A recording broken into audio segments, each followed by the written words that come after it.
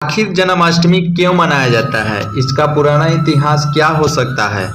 जन्माष्टमी पर भगवान श्री कृष्ण के जन्मदिन के रूप में मनाया जाता है। श्री कृष्ण जन्माष्टमी का उत्सव भाद्रपद माह के कृष्ण पक्ष की अष्टमी के दिन मनाया जाता है। हिंदू मान्यता के अनुसार इस दिन भगवान श्री कृष्ण का जन्म हुआ था। श्री कृष्ण का जन्म अष्टमी के दिन रोहिणी नक्षत्र में हुआ था। इस पर्व को गोकुलाष्टमी, श्री कृष्ण जयंती और जन्माष्टमी के नाम से भी जाना जाता है। जन्माष्टमी के दिन व्रत रखने का विधान है। अपनी सामर्थ्य के अनुसार फलाहार करना चाहिए। कोई भी भगवान हमें भूखा रहने के लिए नहीं कहता है, इसीलिए अपनी श्रद्धा अनुसार व्रत करें। पूरे दिन व्रत में कुछ भी न खाने से आपका स्वास्थ्य पर पूरा असर पड़ सकता है। यह त्यौहार भारत ही नहीं बल्कि विदेशों में भी बड़ी धूमधाम से मनाया जाता है। जन्माष्टमी क्यों मनाते हैं? इसका पुराना इतिहास क्या है? भाद्रपद कृष्ण अष्टमी को श्री कृष्ण जन्माष्टमी कहते हैं, क्योंकि इस दिन भगवान श्री कृष्ण का जन्म दिवस माना जाता है।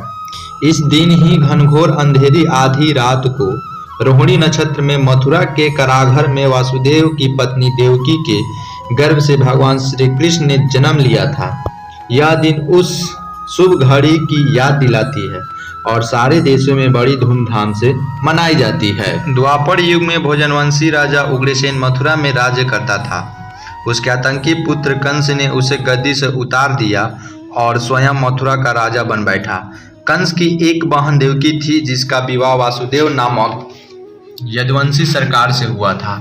जब एक समय कंस अपनी बहन देवकी को उसकी ससुराल पहुंचाने जा रहा था, तब रास्ते में ही आकाशवाणी हुई और बोला गया, हे कंस, जिस देवकी को तुम बड़े प्रेम से ले जा रहा है, उसी में तेरा काल बसता है। इसी के गर्भ से उत्पन्न 8वां बालक तेरा वध करेगा।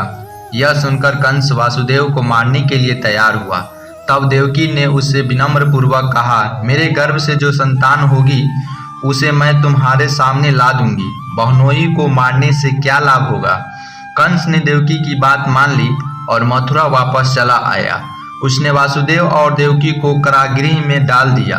वासुदेव देवकी के एक एक करके 7 बच्चे हुए और 7 का जन्म लेते ही कंस ने मार डाला।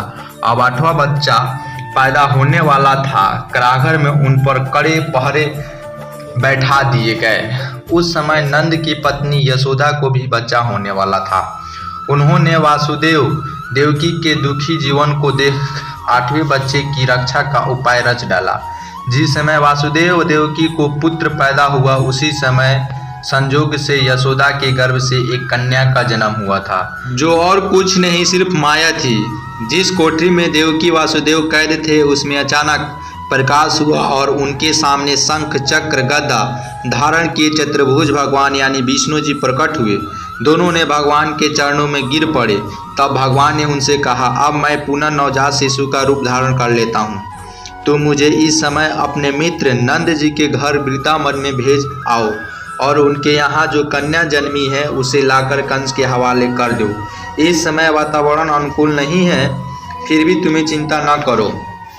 जागते हुए पहरेदार सो जाएंगे, कारागृह के फाटक अपने आप खुल जाएंगे और उफनती अथाह यमुना तुमको पार करने का मार्ग दे देगी। उसी समय वासुदेव नवजात शिशु रूप श्री कृष्ण को सूप में रहकर कारागृह से निकल पड़े और अथाह यमुना को पार कर नंद जी के घर पहुँचे। वहाँ उन्होंने नवजात शिशु को यशोदा के साथ सुला दिया और कन्या को लेकर मथुरा आ गए। कारागृह के फाटक पूर्ववत बंद हो गए। अब कंस को सूचना मिली कि वासुदेव देवकी को बच्चा पैदा हुआ है। उसने बंद गृह में जाकर देवकी के हाथ से नवजात कन्या छीनकर पृथ्वी पर पटक देना चाहा, परंतु वह कन्या आकाश में उड़ गई और वहां से कहा, अरे मूर्ख, मुझे मारने से क्या होगा? तुझे मारने वाला तो वृंदावन में जा पहुंचा है। वह जल्द ही तुझे तेरे पापों का दंड देगा। ये रहा जन्माष्टमी का पुराना इतिहास।